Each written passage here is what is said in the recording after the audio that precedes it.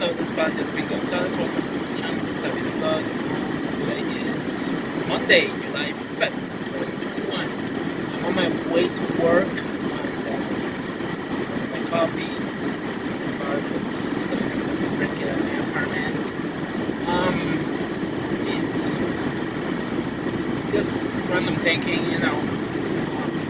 mostly because now that I have this job, today is my 6 months anniversary at this job at Walmart.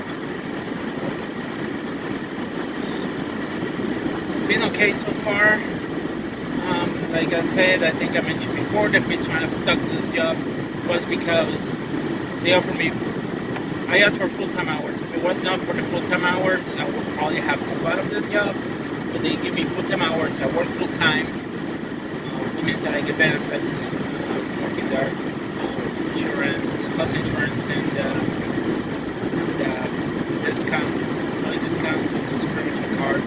Doesn't apply to everything, doesn't apply to groceries, but it's still a discount, and also the pay rate. The pay rate for this job got increased. It started at $15.60 back in January when I started, but around March they increased the income to $17 an hour, which is one of the highest wages that I have received in recent years. And like I have mentioned, you compare it to other jobs that I have done, like for example, working as an auto technician, they were paying me $30-50 an hour, and not only that, they were paying $30-50 an hour, but also I had to purchase tools and all that kind of stuff, which is, in my opinion, ridiculous and a little bit disgusting for companies to do that. Even some manufacturing jobs were offering less than what I'm making, and that's why I have stuck with this job, because it's really to live, as much as there are days that are better than others, but I guess that's also the same for job out there. I've got enough income to be able to pay my rent and live okay. It's not the best income, like especially when you consider the annual income, but it's still gonna be enough that I can survive okay. Like I'm not dying. At least I can pay my basic necessities. That's what I'm trying to say. Cover my bases, which is rent, food, car payments, car insurance, and have a little bit extra for other stuff. But man, I'm still trying to see if I can get something better. Maybe getting back with engineering with a state. But I don't know. With the pandemic, everything has been affected, so I don't know how long that will take. In all honesty, manufacturing would be something that I may consider getting into. But again, it depends on the income. And like I said, some companies are being paying less than $17 an hour, and to me, it's like it doesn't make sense to give away those $2. In all honesty, I can't. Given the fact that 17 is not a big high income, like it doesn't make sense to me to give up that income. In all honesty, if we're talking about a different amount of income, it would be different. But like, yeah. As far as it goes in other stuff, like one of the things that I'm facing now is like there's this company that, I admit it, this was my mistake, because I had lost a job, and I began using my credit card to fuel, which was another credit card I got recently back in 2016 when my computer died, because my laptop at the time died. I got it to be able to afford purchasing a new laptop, because I didn't have enough money to be able to afford purchasing a new laptop. And like everything is online today, so you need to have a laptop. Like applications, you have to apply online. So I needed a laptop, and I began so I got a credit card. I was careful at the beginning not to get too high, and I didn't use it a lot. And I make sure that I paid it quickly, so I didn't have to run with that debt. But in 2017, I made the mistake of using it again, and because I didn't have money and didn't pay it, so I went to the collector, and now apparently supposedly the company that holds the debt now, they decided to put a lawsuit, and I've been getting offers from local lawyers. They want to help me out with the issue. I'm not interested in doing bankruptcy for the amount of debt that it is, but like I just don't. I may have to see if I can work with a lawyer to at least work things out and maybe come with a payment plan with that credit card. The other one that is also worrying me too is a private student loan, because I got private student loans that once I get my income change and the amount that they wanted me to pay monthly back Navient, because my private student loans were from Navient. Navient wanted me to pay like $400 or $500 a month for my private student loans. I could have afforded that if I had a better job or a higher paying job, but I can't afford that. And I told Navient, listen, you need to help me out. I cannot afford paying that, you know. And I tried to. It's like having two apartments. Like my rent right now is like $450, but it's too much money. Like I could really not afford that. It will destroy my budget. I mean, even if I ditch the car, I mean, it will still make it difficult for me to pay my current living expenses. So, and then the income that I was getting back then, which was like $12.50 an hour, which is not about one steep. Well, I couldn't afford to pay that, so I didn't pay Navient. That one, I'm pretty sure that's one point or another I may have to deal with a private student loans from Navient. I don't know when it's going to happen, but I'm sure that it's going to happen sooner or later. I'm pretty sure they'll probably try to collect. And the unfortunate part is like, I've been trying to get a job in engineering. My education is in chemical engineering. I have a bachelor's degree in chemical engineering. I have a master's in environmental engineering. That's when I got into that. When I went for the master, I began taking student loans.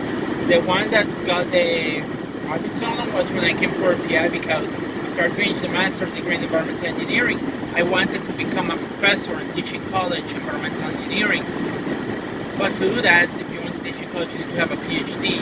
So I moved to New York State to try to finish a PhD in environmental engineering. But the school that I went to was very expensive. It was RPI, or Rensselaer Polytechnic Institute. And that was one of the biggest. That is one of the most expensive schools for engineering.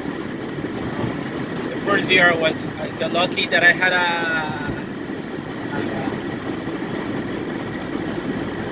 it was not a grant, it was a scholarship, fund that covered my tuition. But the second year I had to I took a private student loans, and that was a bad decision. I just stopped going to school, and avoided taking the private student loans. That's my advice. If you're a grad student, you're about to take private student loans, don't do it. It's not worth. Like private student loans are bad. Federal loans are okay, because federal loans, they offer more prepayment options. They give you income-based repayment, which is based on the income that you're making. But a private student loans, never take a private student loan. That applies to whether you are in grad school or not, but never take a private student loan. Trust me. Unless you are sure that you're going to get a job afterwards, taking a private student loan is the worst idea. And even federal loans, it's like, it depends on what you are getting into. Because I've been wanting to get into consulting.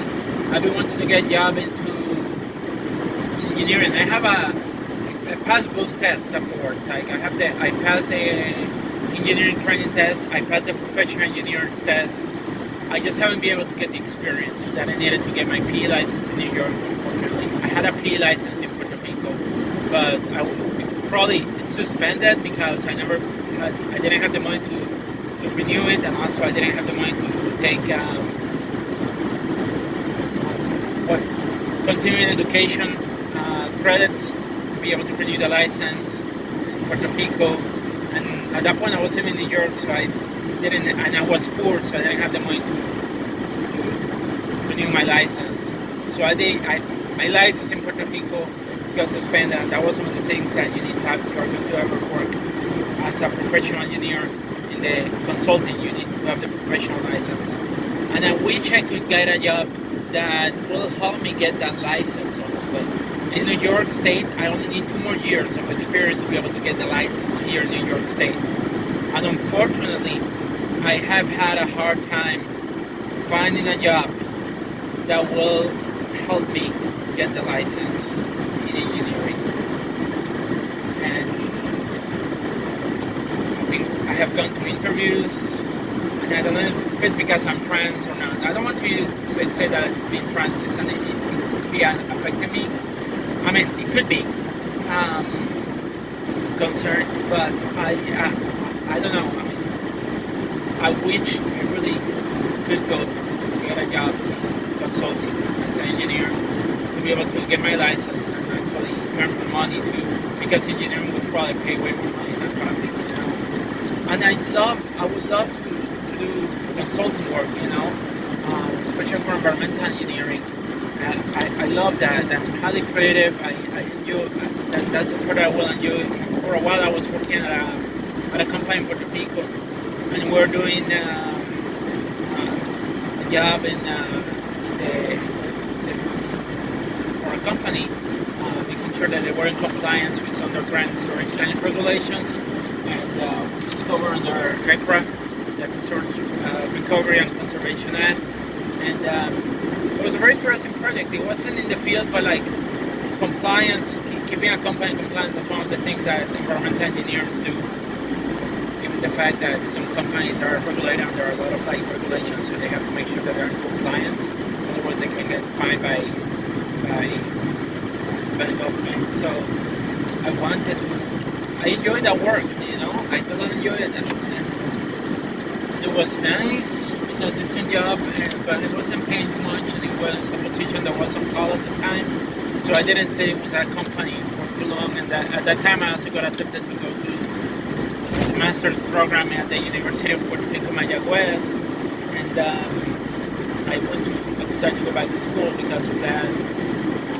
My job prospects in Puerto Rico were not that good, unfortunately. And it's a reason why I moved to New York too, because the economy in Puerto Rico wasn't that good at the time, unfortunately. In any case,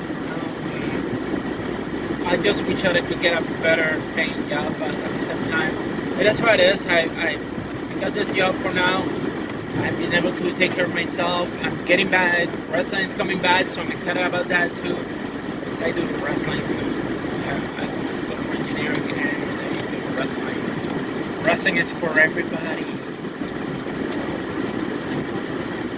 I enjoy wrestling for a bunch of reasons. The same way that I enjoy theater. That's why I got into more. I felt also on that because I went to school for theater. I like theater too. And it's not one thing in life, I feel like the arts are also important. And appreciating arts is important too. Anyway, that's how I got. I'm getting close to where I work, so the day is about to start. So see you everybody. Wear a mask. Get vaccinated. Vacúnense. Miren, vacúnense. Vayan, vacúnense, por favor. La única forma que vamos a terminar con la pandemia es vacunándose. Las vacunas existen, la ciencia funciona. Vacúnense. Tienen que hacerlo, lo tienen que hacer. Anyway, cuídense todos. Hasta luego.